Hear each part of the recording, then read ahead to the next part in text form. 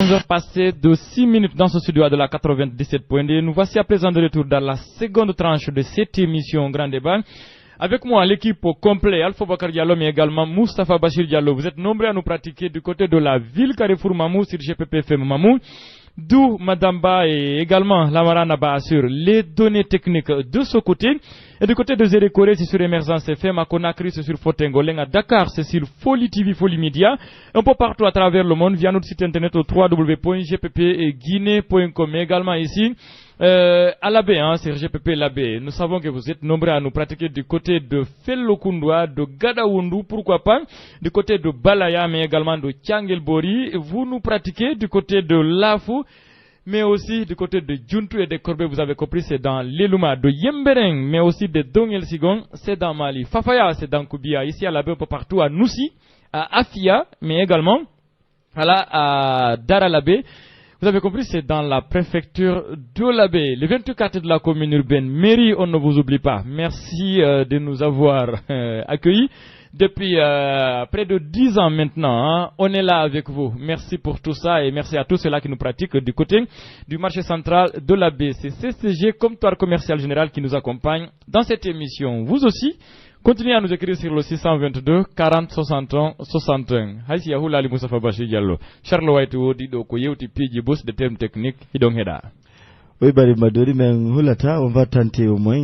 embere famu ko marden ko wattanin du sokeji jamaji di ngedi tike do avec beaucoup d'attention ngandintina modi Alphonse Charles Wright tawata ray sifaji mabbe di hino tuda non noppi no habbora no kende den fowdu wana ka capital men tum parce que do andi murando no jufini tuta e karaji jamaji di ngare no ngo yewti do fi ko fewti ko farli ko wano kambe kasari ya tomba itiare kambe woni ko halfina fi ko fewti nyawoje den wandintini taw ndumura donc ko honto e mana e konno wadiri ko battane ara metto bernde tawta non dum jumdon ni tun tawta immor bawo banno wirte non tippude ko tawta kom lamo ngun darto no cioggu produit pétrolier ji din aray dum woni ko jurini berde sukabe Konakiri be yalto lugol metto berne mabbe der dum kumpay kon dum ko Cerno Mamadou woni ko hawra e mo ngare non wannintini fayinti mbayti aray dum do wana hunde heyre jamaji dim ko jangana kujo nu satinodo wadude breve on aray non nyewi makko bay ko karawol kanyum modi Alphonse Charlotte toppituden ko pay kunkum ko mesure no do 1m70 tawata aray nyande hawra e mo nyewi procureur on fayinti ko t-shirtum kun tawta aray mbadi din ko hakko mana do enete ko du woni ko o wattino e baytinore murandum fejjiri non wonno e wi makko ko police scientifique kondo alfina muradu dum no masira PTS dum ko police technique et scientifique ben baytare ko lowre mabbe be yurnitino kanyum do fure on e ko nandi tata ha o jumli fi ko fewti résultat do kanyum autopsie on dum no yandintinay ko stebe taskike wano fure ko nandi tata ma piji ndam donc ender mo are wandintini ko no pay kunkun lajal mum hubiri bindingol bari Mamaduri parce que o yewti ton terme ji di tawata enani to yinde balistique ko nantata e dum don non haray ko stay no rapport avec un projectile peu importe parce que sinama projectile no wa wonde kural no wa wonde do piji gonno to har wana kural kadi donc o bangini wonde ma dum don ko rapport balistique non o yewti fimu et de l'autre côté haray o yewti do terme ji buy fi ko humiti do e kanyum do pay kunkun e tawata haray no a rapport kadi wana no mi andintiniri non fi ko fewti kanyum on kure don e kon nandi tata donc o andintini e position ko kanyum pay kunkun no wawi ka hendora kanyungal kurar don fi ko fewtim no mettu benda wona no wollirede non hano hawrira non nyemum donc don netali kanyum procureur on tigi woni wo ko yamiri nyaawo won sengo dixim fokkintingo do tewtewje annintina taw ko hombe imminida no ka nokkuton fi ko fewti on brigade don e taw mandi no don inde brigade do anticriminel be ben tawtare ben no wattudu no bakom be wattudu no e wi makko e police be don garay o landiti o ben don fo linte ande ko hombo yaari no ton are non o kuno kanyundo halfinabe den banye don kadi balde tati fi ko fewti andintingol be ko hombe iminira no kanoko ton donc ale bari Maduri ko wanno mi ngefaamo mi jumlirta mais sécurité claire re pay kungun ko awra e kungu mum hande o fodien wonde ma o yewta do nyande no gayna juin non tigi woniri haray no hollida do ni en beedi tay no hol bon e mana do e nder ko yewti gon no holli wonde ma rapport on ko bal haray woni ko pay kunku woni ko hawri e makko e ko watti e modum haray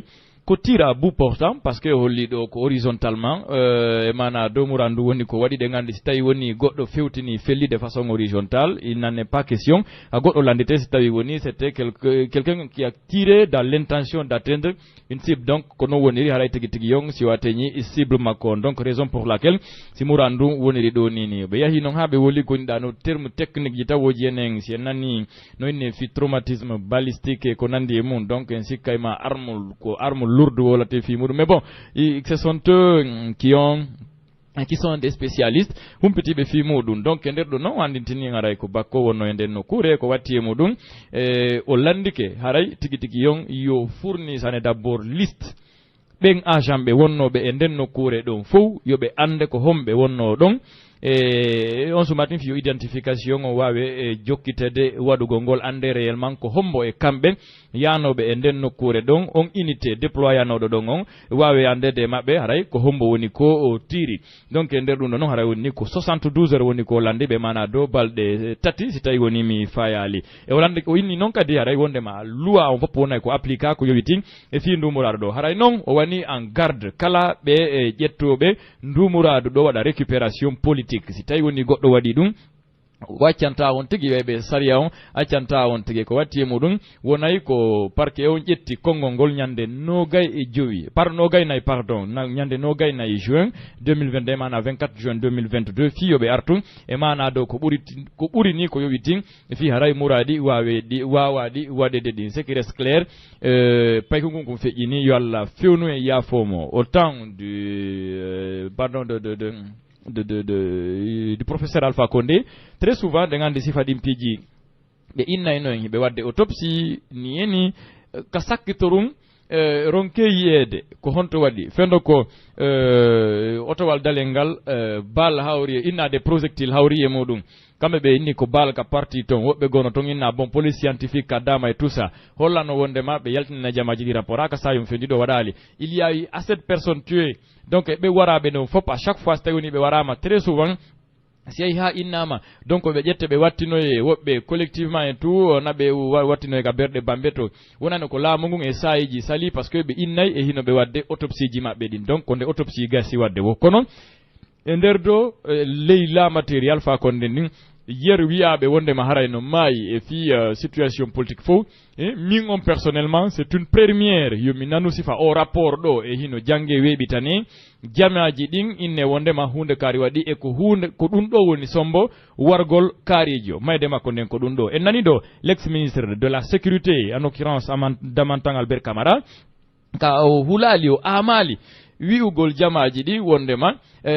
avant konte kon finalité enquête ji din wondema ko balwal wongal ka nder bandu e mana do feƴƴindo on ko pense ngal ukira e nder bandu makko ndum. Imaginez donc un ministre de la sécurité qui se permet d'avancer des trucs comme ça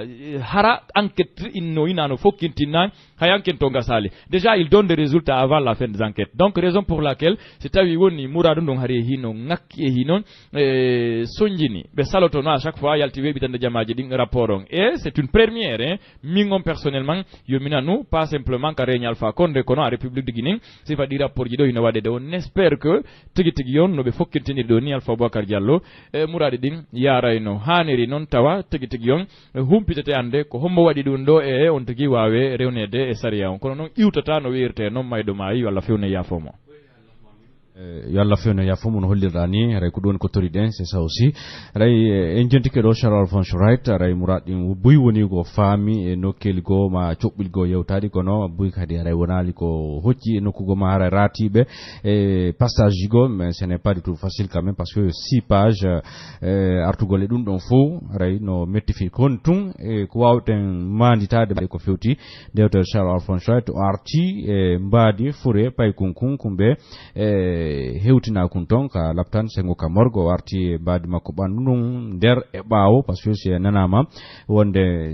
au niveau du cou de andi ka dande au niveau du cœur ka bernde ka poumon au niveau du foie au niveau de la rate non fo haray jalítani be on hajudo wonno ko taski andi ko honno dim parti ji don din organe ji do woni ko fewndori haray ko tippude dum be tiri conclusion holludo wonde tigitigon ko woni sombo hubingol lajal kumpay kun haray ko kural haray non gal kural woni ni ko entraîni ellaji ka ban makko tawata du wawai wadde ha are cardiaque dum ko fofango berne makko nen ko piddoto kon tawata dum do wawai wonde sabu darnugol golle berne den bayde ngandi tawi bernde woni ko dari ray tigti gon ray gurdan danken ko ha don dum no fo wonno ko arte mudum donc on va se féliciter vraiment golle wada den do be holli no wonde ray wona do tun haadi parce que ko dum kadi jama on fo woni ko habbi wona webutugol o rapport do tun holla ko dum woni sombo hubingol lajal odo e dum to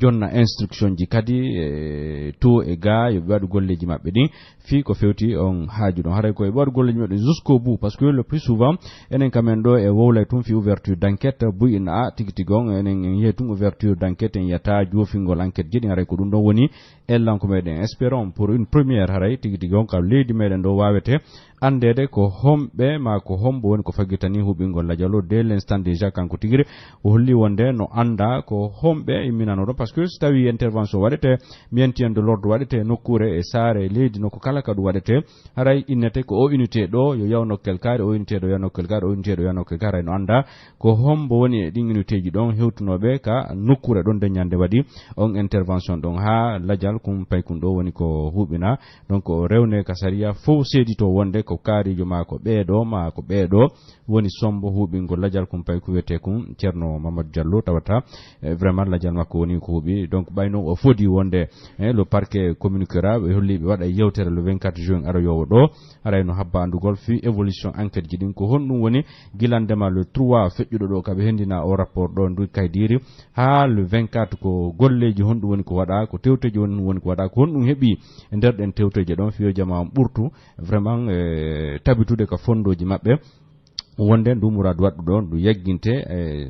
vraiment à la dernière énergie fi ko fewti sifadi murad fi wata wobbe go watto dum non jango. Voici ce qu'on pouvait dire ou s'il faut retenir ko yowiti e findu murad do en change cisé Alpha Bakar Diallo ka sayom fiondi do équipe gouvernementale on fo hinoka sare mede labe do hibe wadde de visite ko nandi mun non kono ender dum aray de ngandi première autorité on ka commune do c'est le maire en l'occurrence monsieur Diallo Mamadou Ali Oulali o kambe woni aray ko recevi di jamaji do fo c'est sûr kambe kadi no wodi ko be holla.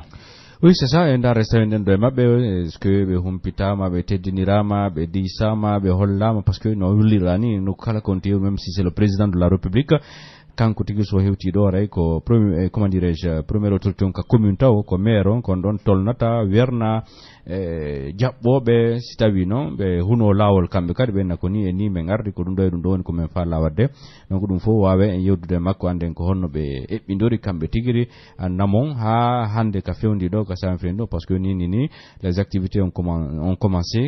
et nokkel info et secteur ji info et département ji info mo kala no e lore mun no yawde nokkureji tawata ko service décentralisé on sengo ka région mele labbe do tawata ko don humiti do ma din service donc ka département mabbe humiti be yada be jewto be hida e cadre be tout ça donc kon adu dum fo ray monsieur le maire no wodi ko be yewta ko fewti o haaju do ko no be habbori vraiment o excursion do o retraite no irte no entre griffe au gouvernement hella ka sar labbe ka parce que de ngandi wona ka région labbe do won ko be fuddo tum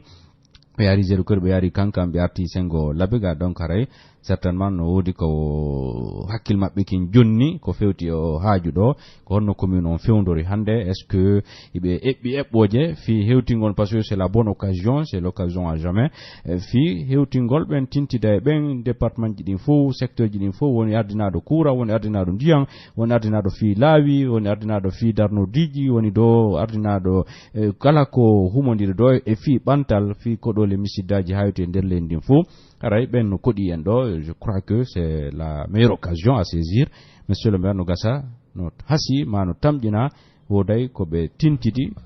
kambe e be ministre be hewtube ka sare meden do en humpondira mabbe en faltoto stawi wawi tintude monsieur le maire ka mission do. Oui, c'est évident Alpha Boubacar stawi gonga no wirte non ko muradi machine wonde occupation ji din no hada yopiji go hunne mais tout de même ara en jogoto ka jakirde be hewtay do parce qu'il a beaucoup à nous dire non seulement be werni e tawde kadi do andi jamala be on tuma kala metto bernde jolla ko yaltitata ma piji go no ton e saade nen tigi no fadano goudron dulla taki karabbe ndingondi en courant piji danno ton di hanude yewdude monsieur le le maire ɓewti no woniri maire on hewtali ɗo taw e mana c'est sûr que hara ɓe occupi seeɗa taw kono ɗo e gartude maɓɓe pour ne pas que yen perdu tan meɗen o yiltitoto wawi en ɗennodugol e saykou ɓen El Hadj ceerno Mamadou Badrou Ba kamɓe tigui e inde sage ɓe ɓen e ka saare meɗen labbe ɗo wonno ko ɓe recevi équipe gouvernemental on Alpha Bakar Diallo ceerno en hewtiga boggol El Hadj assalamu aleykum. Wa alaikum salam wa rahmatullah. Ko sari ko toli commission grande baɗo ko fewti e garal ɓe ministre ɓe towardal jaaɓe hewtuɓe ka saare meɗen labbe ɗo koɗi en aray min humpitino wonde hanki wonno ko ɓe hewti ka galle ton fi hiwragol ɗon e holla hiɓe ɗo huno laawol woduno piiji buy yewtaɗi ma yewtereji buy waɗaɗi anda kon ɗum jama labbe wawata manitade ko honɗum wonno huulande garal maɓɓe ngal ton e ko honɗum wonno ko yewta ɗon. Ray bismillahir rahmanir rahim alhamdulillahi rabbil alamin allahumma salli ala sayyidina muhammad wa ala alihi wa sahbihi wa sallim ko atti ko fo on jarama noddalu ɗum meɗen hiwro wonɓe heɗitade radio men o nam awa haray ko no hollirɗon noon fof no humpiti fewno ɗo iɗen mari hoɓɓe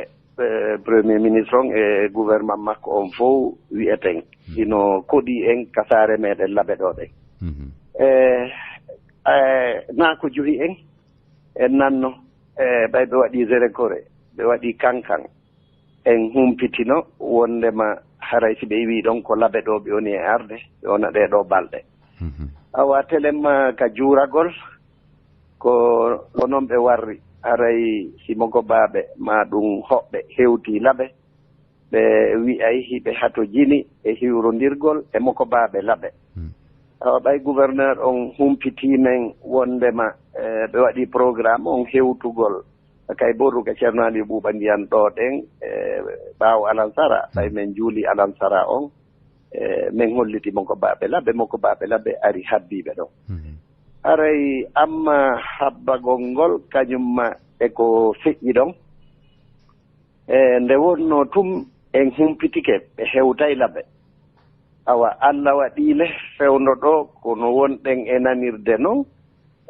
ko ɓeeɗo hiɓe ari fi transition on awa transition on noon e dumunne mum happu mum ko haa honde wonata ɗum no wonani toon CDA o no wonani toon politicien no toon tigi tigi force vive on fof haray en annda ko haa honde ɗuma ɓay noon ɓe holli e nder ko ɓe wonata ɗo ko woni ko hitaande woni ko duuɓi ɗiɗi woni ko manki ɗum haray hiɓe hato jini e gollangol lagine e gollugol ɓay noon golle ɗen enen kadi ko e nder lagine jeeya ɗen ɗen golle ɗon ko gollete honɗum ko ɗate en ko hôpitaux ji en ko l'école ji en eko wayi wano noon haray enen ga kadi no hedditiɓe ɓen warri noon enen ga kadi moɓodirɗen waɗɗen ɗaɓɓuɗen ko tawata laɓe no hatojiɗi maale Fuuta ɓay en anda si ɓe wona e ka région Mamou waɗuɗen inde Fuuta laral Fuutangal ko tawata tigi tigi fof ko guine en fof andi kono noon enen kadi ko ɓanginɗen hiɗen hatojini e muɗum konko lintuɗen ɗon ɗen ɗate e courant eko wayi wano noon e fête tournante eko wayi wano noon haray laɓe no fodano yo ɗum hunde haray waɗɗen ɗum ɗon kaydiji e inde en fof e inde wonɓe ɗo e ressortisanɓe fuutankoɓe wonɓe Konakiri hewtinɗen ɓe ɗum ado en hewtinde ɓe ɗum en holliɓe wondema awa tan mo wondeten ɗon on ko hiwragol en ɓe ari haray e wawata yewtude haajuji men ɗi ɓanginanten ɓe goɗɗum ɗum koko eɓɓano woni duuɓi heewɗi goɗɗum ɗum no gasa ko kamɓe heɓɓitotoɗo holluɗen awa e windi ɗum e kaydi en hewtiniɓe joni noon ɓe holli honɗum ɓe holli premier ministre on holli mi ari ka moɗon laɓe ɗo miɗo andi laɓe ɗo mi waɗayno ɗo vacance ji awa mi ardi e ministre ɓe am ɓen fof mi ƴetti ministre ɓe am ɓen fof mi watti e juuɗe laɓe ndaare kala ko wawoto yewtidude e maɓɓe yewtide e maɓɓe haajuji ko leydi ndin hawti awa ɓay o holli ɗum ɗon noon fewta mawɓe tun fewta sukaaɓe tun fewta rewɓe tun fewta worɓe tun ɓay o inni tun o wattiɓe sookeje men enen kadi woni ko hato jinden ɓay fewndo ɗo ko Allah fewndintini ɓe haray ɗo holluɗen e dow ko wonɗen ɓe hewtinde konnguɗi ɗin en junnata kono noon iɗen lanndooɓe kadi ɓay oyatuma en landiɗoke ɓe en ma ɗum en proposanino ɓe moko baaɓe laɓe mooɓondirno e kañumma e hedditi ɓeya hedditiɓe ɗulle finnama moko baaɓe laɓe ɓen alluje ɗe nayi tawta ressortissant ɓe ɓiya région ji tati hoɗuɓe laɓe ɗo holluɗen ko fewndi ko dabbuno on tuma maale ko fiilancugol cuuɗi ko fii jaɓitugol cuuɗi moko baaɓe laɓe holli ene kañum kadi no watta ɓe e feere yoɓe terto lancugol cuuɗi ma jattugol cuuɗoye miskinɓe yoɓe jokkan en goɗɗum ngo taw awa ɓe imminoyi ministre ɓe ari kanko tigi premier ministre o ari o hewti o inni ko laɓe winduno kon ɓe nani ɗum ɓe jaɓi ɓe darni taw fii ɗum ɗon Allah taw hara darike fof nañini tippude ɗum ɗo fof haray siɓe landike ɓe meɗen anndi ko ɓe nananayi ɓe moko baaɓe ɓen ɗo ko ɗum waɗi wattuɗen e sookeje maɓɓe ɗin kaydiji aray ka raɓɓinɗingol ko hiɗon toon hari hiɗon ka nder kayboru toon aray en fof ko en humpitiɓe d'accord awa mi anda alaji en accon hakke taw ɓawto aray mana ko landiti ɗon kon yo darne taw hettugol cuuɗi miskina e sahi mo tawata aray fewndanaki en mi wiray noon mi anda kon ɗum kadi e toɓɓe goo wawɗon ɓuccande e inde laabe tentini ka tawata wona somi ƴetti misal waki hakke eɗen fodano goudron ɗum haka sama fewndi ɗo laataki e so wattani yila ɗi lebbi hedditiɗi ɗo fof courant o haysino heɓade hino barki ɗi ndiyan ɗan kan ɗum hiɗon andani hoore mon kono muraɗ ɗin fewndori mi anda so tawi sengo ɗon kadi on heɓuno kutu ɓuccangol len seeɗa premier ministre on ha fewti hoɓɓe men ɓen fof haray ko noon woniri ka fuɗɗode mi holluno on en woɓɓe mooɓondirno windi e kaydi ɗa e wata lindude an tigi a fandini ɓeydu kadi moƴƴa noon winna juulirde ɗen kadi noon bon ɓay ɗum ɗon no ɗuuɗi haajuji ɗi no ɗuuɗi tan hunkun hari no raɓɓiɗi e waɗu e kaydi fop ɗum ɗon fop no waɗaka nder kaydiji to ɓiɓe jonna joni noon ko hedditiɗo ko hon ɗum ko ɓe ɓuri fiddude ɗo ko journaliste ɓe ɓen joni onon kadi hiɓe watti ministre ɓen wikkiɗo e mon on onon kadi ɗo wawi yawde inna bon ko mamed beavugi watti men wattuma e juuɗe amen ɗum ɗo e ɗum ɗo e ɗum ɗo ka raɓɓindiragol ka goɗɗo inni toon mi watti ɓeeɗo fof e juuɗe mon joni enen kadi ndaaren no yiitiɗen e maɓɓe ɗijotoɓe ɓen ɗije jeejeteɓe ɓen jeeje aray ɗum ɗon fof landama probléme ji men tigi tigi koko ɓangani fof hay paykunno anndi ɗum ɗon fof min watti e kaydi ndin min jonniɓe yettude Allah d' accord awa Eladji Hara yimɓe weltanike on ko jaɓuɗo ye makodou ka émission ɗo et rassurez vous ministre amen on nini himo ngula par ce que min ala yiltade ɓawo makko mbiɗa anndi o manquinta ɗum c'est clair mi weltanike o ngulin tun almamiɓe ɓe ngulini ministre ɓe ɓe nani d' accord merci Eladji albarka moɗum Buy Allah faw en jam allahuma amin merci o jarama Buy mi weltanike o eni de no non si tawi wodi no wodi toon ɓe ngulaka taw aray dey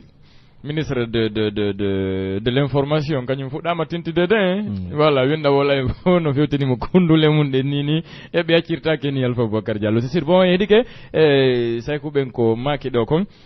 e mana wodi piiji kendeji ɗi tawata pellete ɓe fewtiniɓe e ko hiɗen tañƴini batte wonay ko waɗi surtout ça ko ɗum ɗon woni vraiment ko ɓuri kon hittude e piiji kendeji ɗo ko jama fu ɓuri hattojinde woni ko hewtinaɓe kamɓe premier ministre hawte gouvernement maɓe on fou ko fewti ɓantal hawte newende gurdam newiɗan ka sare meɗen hawte région moyen guiné on fo le fouta entier haɗa espérons que ɓe wawa jogitorde ɗum ko ƴakkirɗe ɓe wawa hutorde ɗum ɓe wawa andude fi jama moɓe ardi on par ce que c'est ça aussi rien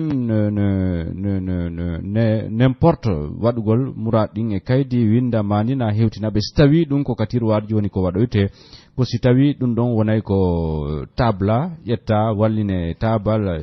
étudiant par A plus B hay so tawi ɓe wawata wadde piiji ɗin fof mais ɓe inna donc joni ɗum ɗo ko ɗum ɗo ɓuri hittude ko ɗum ɗo ɓuri wonde priorité fuɗɗoranen ɓe ɗum ɗo hikkiniren ɗum ɗo si ɗum ɗo waɗi wattitiren ɗum ɗo on say par ce que ko ɗum kadi woni doléance sa waɗi doléance il n'est pas du forcement konko landiɗa ɗon fof ñor wonay ko accepta tout d'un coup emo landiɗa on no wawa wonde landuɗen joni courant ndiyam ɗatte ko nante sifo muɗum fof ɓe ndaara ɓe ben tigi tigon dum do ko bura henyorede ni sibe hebi dum do no gasa burtay ɓeydude soulagement maɓɓe on janggo kadi ma e nder lebbi kadi si en dartoyi fi ɗumɗa kadi on département ɗon kadi si fewndini sifaɗi muradi e yeƴƴitotoɓe kadi daariren gonsengo ɗon kadi je pense bien aray ko hunde moƴƴere woni ko saykuɓen waɗi hewtini autorité ɓe ɗum ko premier ministre hawti e ɓeya ministre ɓe luttuɓe e de l'autre côté aussi wona ɓe holliri noon faut pas que enen kadi joɗoren ɗen ni par ce que mo kala haray no gasa no mari sabu e nder gouvernement on fi ko fewti yawgol e maɓɓe proposé naɓe holla ɓe faale ande fi no ɓurten ndaygirde ka saare meɗen enen kadi no woniri enen e mairon monsieur Diallo Mamadou Aliou Lali e waway ɗen ɗo dugole maɓɓe ɗe gandi ko kamɓe woni ko tolni ɗi jamaji ɗo fo nonite noon c'est le premier citoyen monsieur le maire men salmini on men salmitike men salmini kala wonɓe heɗade GPP nokku kala ko ɓe hikkori ko saɗimo ɗon ko tolli ka émission ɗo télé labega mamose de koré ka émergence ha télé sengo Dakar to ka Foli TV e lalagal nangal fof ka www.gppguiné.com komin noddiri on monsieur le maire koko tawata kon meɗen ɓuuri e tañƴinade c'est une première haray sifaɗi piiji ɗo e hino wadde ka meɗen ka tawata kippu gouvernement on fof wonay ko hewti ka saare meɗen ɗo nini ko laabe woni capital ngal tentiniga commune urbaine ko onon woni ko tolni ɗi jamaji ɗo fof ko waɗi adi kon welo mon haray ko noon woniri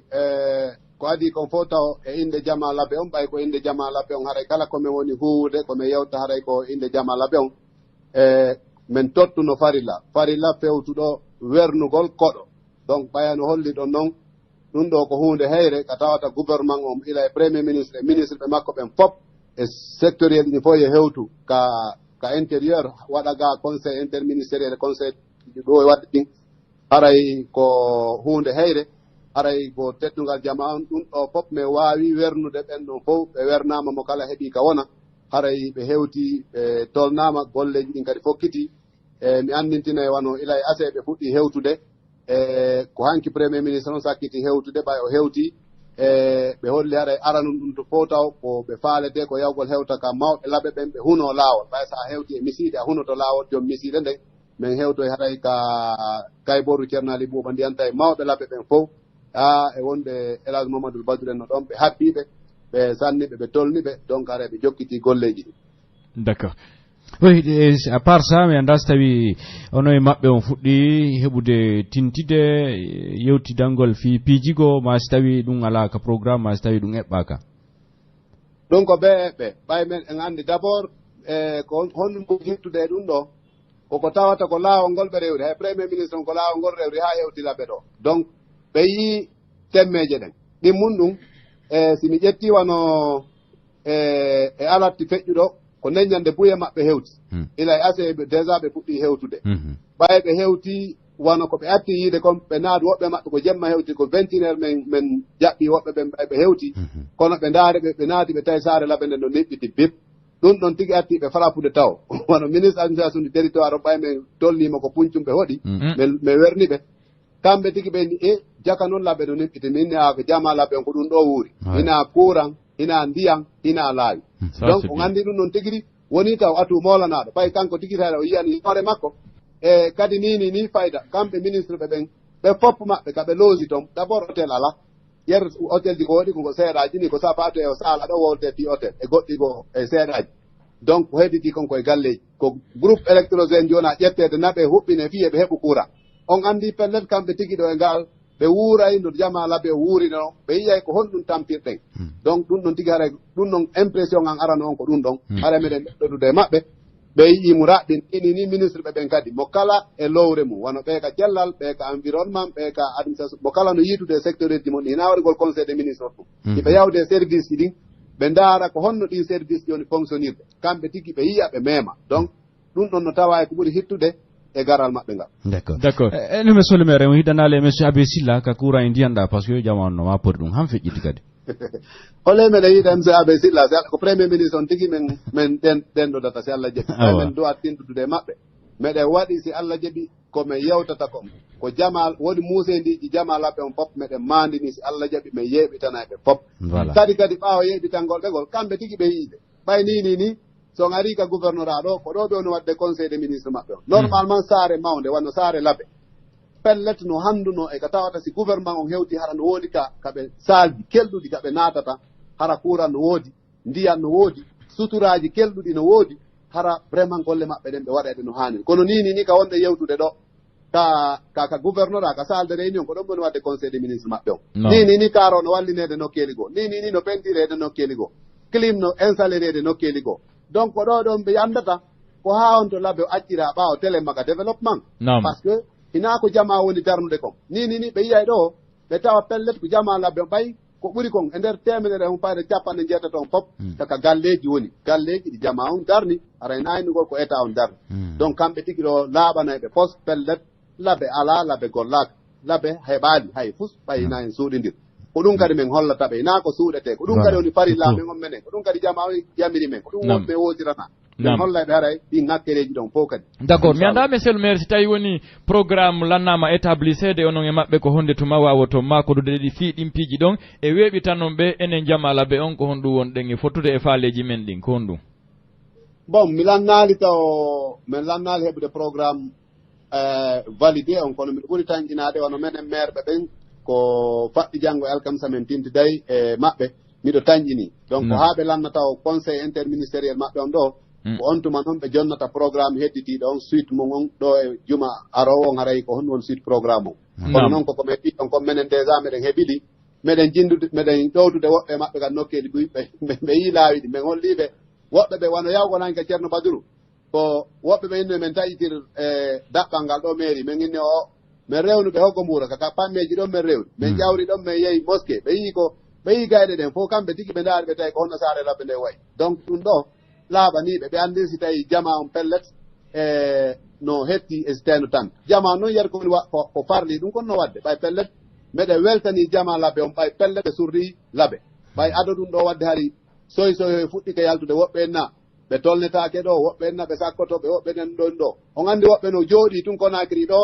hiɓe ñakkinde labe ɓe bonna inde labe fii tun justifiugol c' est à dire ɓe ɓanginana ardiɓe labe yiɗa laamu ngu labe toujours ko opposition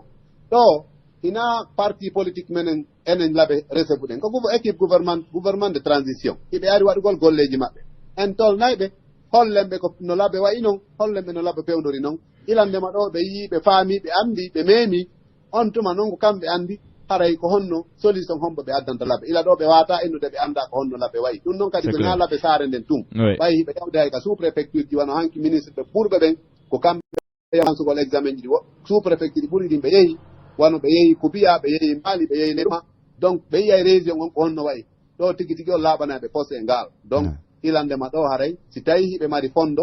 tambitagol jama wallitagol jama on vraiment haray ɓe yi ɓe andi konto temmeje ɗen ɓuri luggude nde ɗo yidda e abe silla o hay si o ŋaccali men tentinima min hay so ŋaccallam par ce que min waɗa yon hito no woɗi ko yiide makko mi waɗa yon hito min abe silla min tentide Alpha Bocar Diallo ɓuri son tintide maɓɓe kadi nde ɗon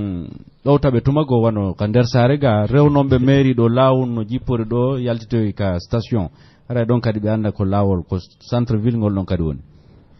kongol men rew yanki abede sina na rewgol hokko mbuura ƴawa ka kawlaɗa ara joomaɗa non gol ɗon no indete no labba seeɗa ko rewrugol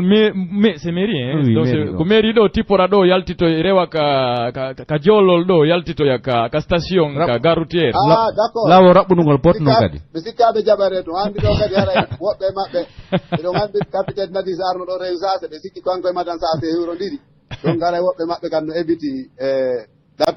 kono bo naɓanaɓe groupe électrogène min taskato min ganda komɓe mo naɓi ɗin groupe ji kamɓe wuro ganda e groupe électrogène sise den ɗo yo courant arde vas-y Moustapha Bachir d' abord taw mi addoray andingol maire o yettude Allah ɓay hoɓɓe men fof heeɓi kawera no wirte noon hay en surrike e nden banggue ɗo voilà ara de l' autre côté monsieur le maire mimi faalay en artu kamen labbe ɗo o yatuma iɗon fokkintinno ɗo wano hettitagol hoore ɗate ɗen e mana eɓɓitiɗon ɗo kadi voyage goo kono on arti mi anda taw ko honno murandu woni jokkitorde no e taw si ɗum ɗo hande no nafude on ka ministre ɓe yarata ka men tawa laawi men ɗi no hetti e piiji gono toon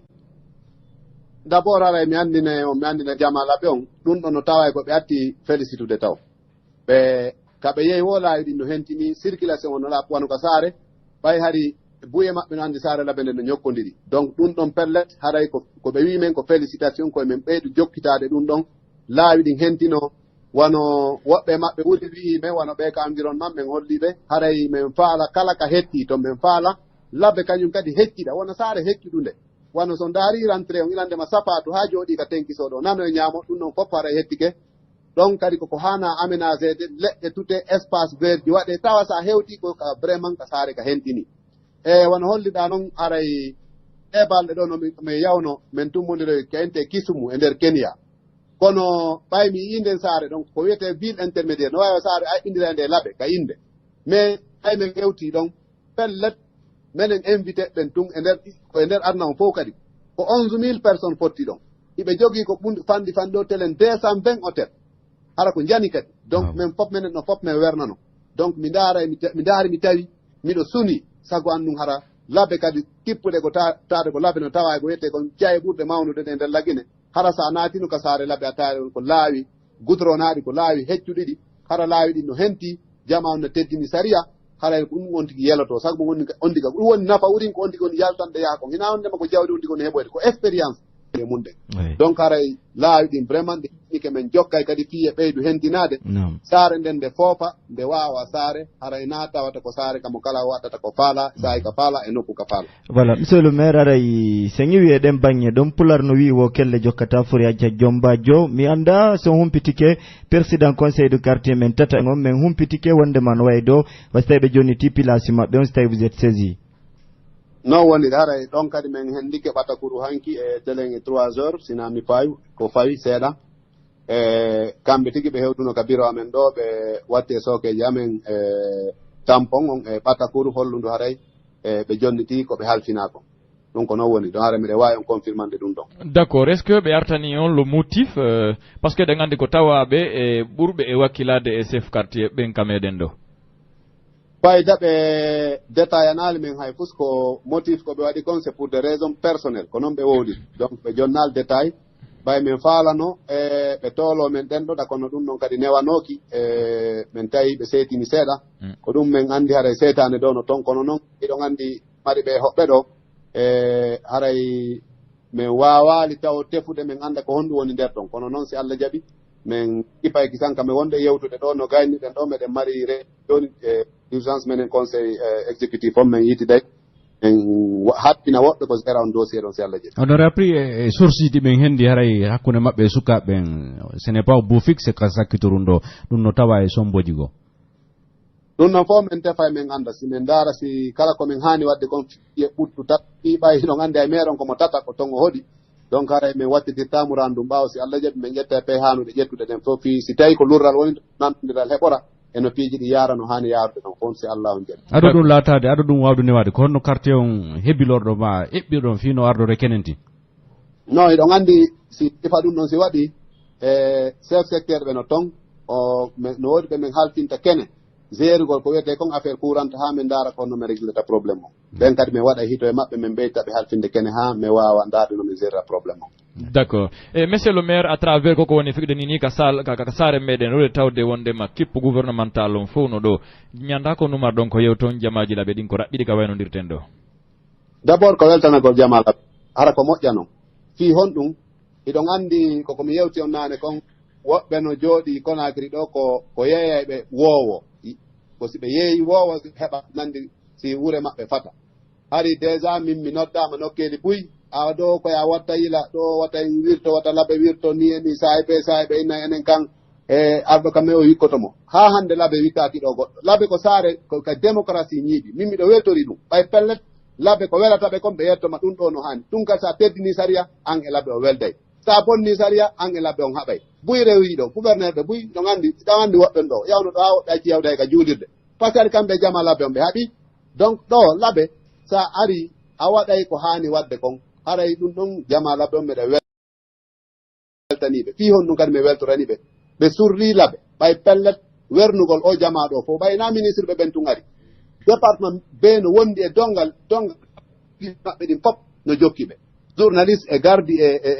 directeur ɓe ko hina fof hiɓe wondi e mum donc wawgol wernude ɗum ɗo pop ñammina ɗum ɗo fof ɓay pellet ko ɓe woni nafaade kon pop ko laɓe ɗo wona defeede ko ɗo wona ɗumannede ɗum kadi ko sonnaɓe laɓe ko yimɓe laɓe woni kippude ɗum ɗon ɓeygudeji laɓe haray meɗen weltani jama laɓe on ko sifa mum ala téléma ngon sengo ɗon haray ɗum ɗo holli ina ko ɓe woni e yeyde ga ko gouvernement rese buɗen ina parti politique kono mi yorino nane noon haray télé mangon sengo ɗon ɓe andi ko honɗum ɓe yiyay anday ko honno laɓe wayi buyi e maɓɓe kadi no ŋalɗi par ce que hiɓe yewtude men mi jonne an ɗo révélation Alpha Baka ɓe gardiɓe ɗon andi fayda ko CNRD on ƴetti ɓe changi gardi on fof wonnoɓe ɗo buyi ɓe yitti arnoɓe ɓen ɗon yewtide woɓɓe maɓɓe ɓe mi wowta inde mum ɓe holli wo kamɓe hari aɗoɓe hewtude laɓe wo hari ɓe yeyta o sa ari laɓe ɓe laɓe lancay laɓe waɗa e ɗum ɗo laɓe wondotako ɗumantako wo meɓe ŋalɗi haa ɗe balɗe ɗo mi yitide woɓɓe maɓɓe ɓenni wo kamɓe ɓe ŋalɗi wo woɓɓe no jooɗi Conakry ɗo no ƴetti piiji takki e laɓe fii tun no inde laɓe bonira nandi haray to tasi laɓe yaari yeeso kono noon ɓe andi ɗo jama laɓe on ko jama wakkiliɗo ɓay pellet ka ɓe weeri ɗon fof fayda ko e nder temedere on 80 on fof ko galleji ɗi jama on darni haray ɗum ɗo laaɓaniɓe pos mi weltanike jama laɓe on onon kadi ɗon mi weltanike on pellet ɓay hiɗon wallitade no jama on humpitora ko fewndi haray min weltanike jama on meɗen ɓeydi torade ɓe kadi yeɓe ɓeydu dankade ɓe ɓe golle ɗen feƴƴa e jaam toroɗen Allah eɓe hewtu e jaam mais weltanike noon mawɓe laɓe ɓen kadi ɓay hanki pellet ɓay ɓe tindi e premier ministre on ka ceerno Badru en ɗa mawɓe laɓe ɓe yewtunoɓe eɗon andi ɓay ɓe fokkintini o lanco cuuɗi mawɓe laɓe ɓen jiituduno ɗo e alluje ɗen fof yiituduno ɗo waɗani maire on ɓatakuru ndun hewti ka préfet ndu hewti ka gouverneur haa ndu hewtu e président transition colonel Mamadi Doumbouya haray andingolɓe dey ko honno ɓe yiiri fi o lanco cuuɗi to tañƴini ɗum no tawa e ko darni piiji ɗin mawɓe laɓe ɓen holliɓe maapundeji e ŋakkere ko woni laɓe kon donc ɗo ɓe andi haray tigi tigi ko honɗum woni ton ɓe mawɓe laɓe kadi haray mi weltanike ɓe pellet ɗum weeli amen hitti amen ɓayiɗande sa heeɓi koɗo tawi mawɓe maɓe no wawi sannude koɗo yewtamo kadi goonga harayna haala pewte ɗum kadi haray ko nafa molanaɗo haray ko nema noon mi weltanike mawɓe laɓe ɓe mi weltanike jamma laɓe ko onon kadi mi weltanike. Merci beaucoup à vous monsieur le maire, bonne journée. Merci bien. Voilà, en famille ko enen emero monsieur Diallo Mamadou Aliou Lali wonduno Alpha Bakar Diallo wodi peji busɗi ɓe arti mudum kono ɗo e ɗum taw Moustapha Bachir boy windani beaucoup de SMS bari madure handinti en fuɗɗore plutôt ndu ɓatakuru ɗo ɗo no wiɗo bonjour mes chers frères et bonjour à tous vos auditeurs qui sont tout le temps à l'écoute de cette radio. GPP, c'est Mokhtar Mboudare depuis mairie. Pour ce qui concerne l'arrivée du gouvernement ici à la baie, vraiment ils ont beaucoup de leçons à apprendre car ce sont les pauvres citoyens avec leurs maigres moyens qui ont construit ces maisons pour héberger. Dans ce cas, ces ministres-là auraient été élus. Voilà, même des groupes électrogènes ne devraient pas.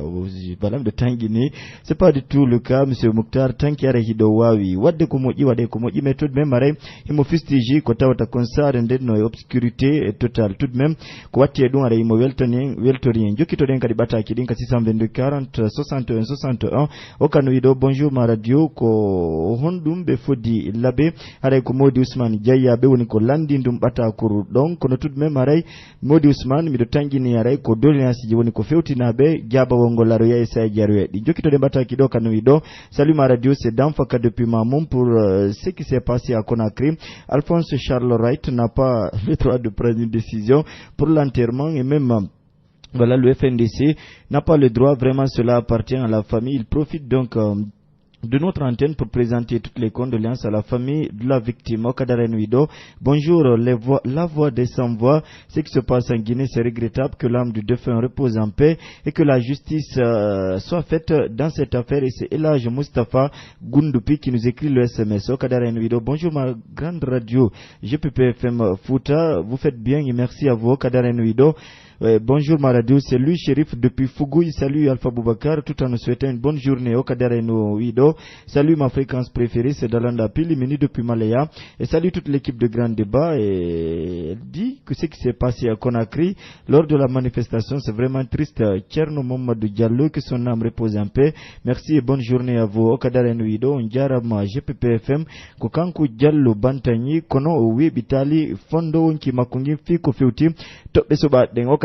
bonjour ma radio, bonjour les vrais journalistes, c'est Aliou Bassar et Sili. Il demande dans ce cas à Doumbouya de démissionner car selon lui, il aurait échoué à Rem de Tanguini Dundo. C'est pas de votre ressort. Eh bien, c'est une décision qui lui est personnelle. Salut GPP, ma grande radio, c'est Diallo Mustafa Dagali et Dougoun qui nous dit merci et bonne journée à vous. Bonjour GPP FM Fouta, c'est Tcherno Ibrahim Koubia Solokoya. Vraiment tout le discours des ministres dans ce cas l'abbé selon lui aray ko birdi wassalam kadere ni do salam à l'équipe et l'écoute est très favorable en ce qui concerne l'arrivée du chef du gouvernement avec ses ministres. Lui il dira que c'est le bon moment, voilà, que le maire, le préfet et le gouverneur doivent prendre leurs responsabilités pour adresser donc au chef du gouvernement donc des doléances et les besoins des pays populations de la cité. Harayi le tangine bari mamadure wawe hattude do taw fi ko fewti dim bataki wonde hewtude incessamment. Voilà, kono tigi woniri Alpha Bakar Diallo woni ko hido maire monsieur Mamadou Aliou Lali Diallo wodi piji busde be yewti do kambe tigi hibe jindidude équipe gouvernementale be rewnude be no keligo e kambe tigi bay ben hewti do ko buri be atti tikkude hakkille mabbe den ko tawata kon kurangala e nder dum don de ngandi forcément be wonay ko be yidi kambe autorité locale ngesi be yidi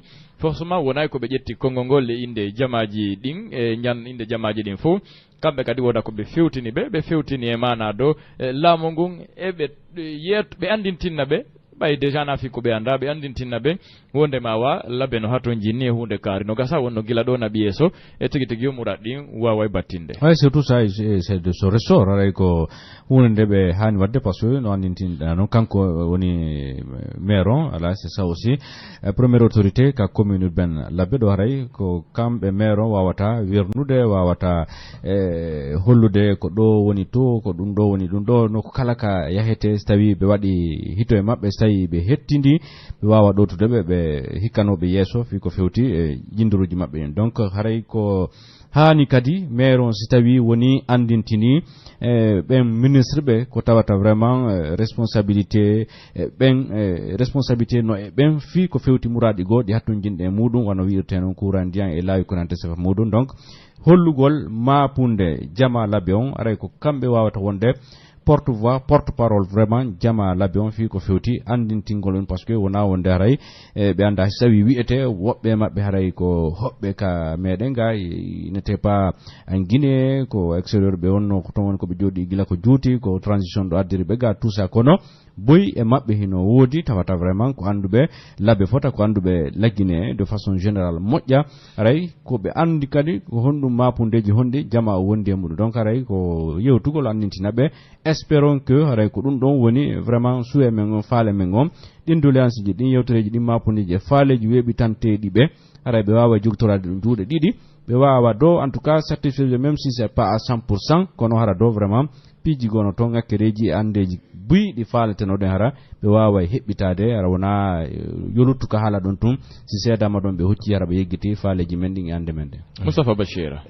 meron o weltani ke jamaaji din c'est de ce rôle e min kadi on accana la haketum be weltano cadre be labe ben parce que sim jetti bangi go ko yewtude ndo kon itti fuddorgol ka cerno be men ben Elhadji Mamadou Badrou Ba hay meron c'est presque aray faaleji jama labe wona lintede do e tuma kala bari madur ko mi weltan toton ko kanyu cadre be ben parce que il y a une chose que j'ai remarqué hikka don aray sambla wada kay murando sontini wano no meron le tuppitir de noy karawol makko wonde mare ka be yewtuno be tay sarande no nibbiti donc andi no di cadre be go no ton ils vont vouloir jouer au aux femmes na wastay les compteurs sont verts hara réalité ça ne va pas imdo tangini ali ya onti gindi anda woni yarde dan makura mo wonna fitorde don tentini di lawi di woni hutorde e sai kala e du woni ndungo e ceedu bari madura re on aspect don mino wona milan salutaire parce que do wonay ha honto ministre ben tigi ils ont presque vécu la même chose que nous sommes en train de vivre depuis des années e dun don non baytare na bawo mabbe wadi ko yeso mabbe gite mabbe pettan bari madura imdo tangini don ay hana no kayewten ha feƴƴintine kono ɓayno wirte noon ko golle men en jokkitoto donc a rewata ɓe aɗu semblant kala ko woni ala yaade service ji ɗin fof ɗum woni ka environnement woni ka sécurité woni ka courant ma ka ɗate yo linte fof bari par ce que à mon avis ça ne sert à rien yo goto tun ɓaɓɓuɗo fi poste mo hara pendant ce temps di jamaji labe fo di Mamadou Aliou Lali Diallo ardi hara do sonjade battane courant ko wonde gandude mandia et tout ce qui s'ensuit parce que do andi de par le passé ko ella wonno yaltude ka leydi men tuma chef jon arata o groupe ji hubbine peji go wade ngir gegire hara le a réalité basangal hino ton e bay non ara maire on ila tout di onon ka don watti mum c'était juste un aspect donc mi falno yaltintinde nder yewtireji men din jama non kadi weltano dembe battane ara be tolno de jamaji din parce que ara ko lakkere mabbe ko be darniri cudi din cudi e ande andi de nafu dum non terrogere ko labe andira be verna ko c'est beaucoup non labe non andira no seulement ce qu'il fallait souligner hanano habade ha be ministre e gouvernement on fu da jinduru ka région ji fi andugol mapundeji e jama on à la base parce que be mari service déconcentré démembrement ji re ben fo pratiquement do joda de capiro jombe sengo Conakry be na bon tigité on du côté de l'abbé directeur régional urbanisme habitant bâtiment bâtiment bon wadane men situation ka l'abbé on tigité ko no feundori wadano men rapport hewtino men ensemble on va essayer de voir ko hondu et ça l'abbé ne hatonjine mudu ça pouvait marcher et avant même qu'il ne soit là donc dum don fo enganitinay wonde ko piiji dibe hani wadde parce que ko kambe holli wonde ibe waawi ardade be hani be waawi be andi tan en e tawi kadi piiji gono ton di hatonjinde mudum kambe be subi kika go yeso e be hikkoto yeso kadi fino hebiren di muradi don tout est possible quand même wana surtout ka hotel da o ka hotelere tourisme on do mi do tangini o faltike parce que don ala wano labedo no woniri e ko watti mum ene winda wala hiden doa e de ministre de travaux publics et ministre alfinado courant indian c'est clair Alpha Bakar pas non seulement tout le monde c'est l'andama koka information et communication non moi je n'ai même pas besoin de tout ça non personnellement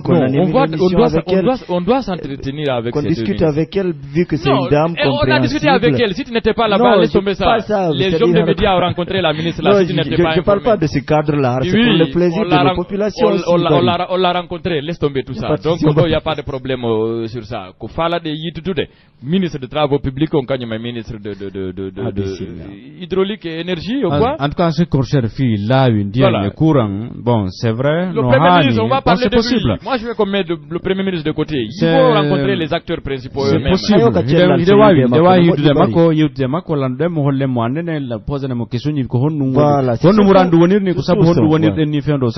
C'est possible. Mais je pense bien s'il y a la réelle volonté politique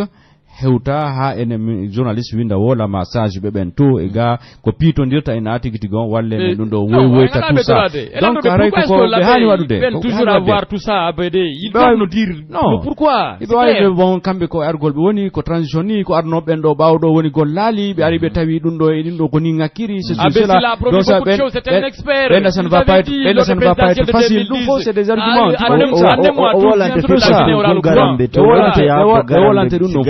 donc c'est clair, on n'a pas besoin vraiment de pleurnicher auprès d'eux. Fille be wa wadangol en sifadi muradi datonjine c'est de leur droit ko wadde donc hewta ha ton ene winda wolen kayata ida be sila ma halfina do date e cuude ko nante chef modum ko yobe wadu ko be hani ko wadde parce que ko kambe subi arda gollen donc hewta ha ko wowoyten ele ko de mabbe bay be ala e wadde landi totobe c'est clair c'est normal c'est possible mais c'est landi taki be kadi on Alpha Bakar Diallo on est pris par le temps on va marquer une courte pause ou pas une courte pause hein, voilà on est arrivé à la ligne rouge de cette émission. On se reprend demain, Inch'Allah. Vous avez compris, j'ai tellement envie de rencontrer ces différents ministres. Voilà, raison pour laquelle vous avez compris. Donc, c'est chaud dans ce studio. Il va falloir qu'ils nous disent de quoi il s'agit. Continuez à faire grand débat chez vous. Et on se reprend demain, Inch'Allah. Merci beaucoup et au revoir.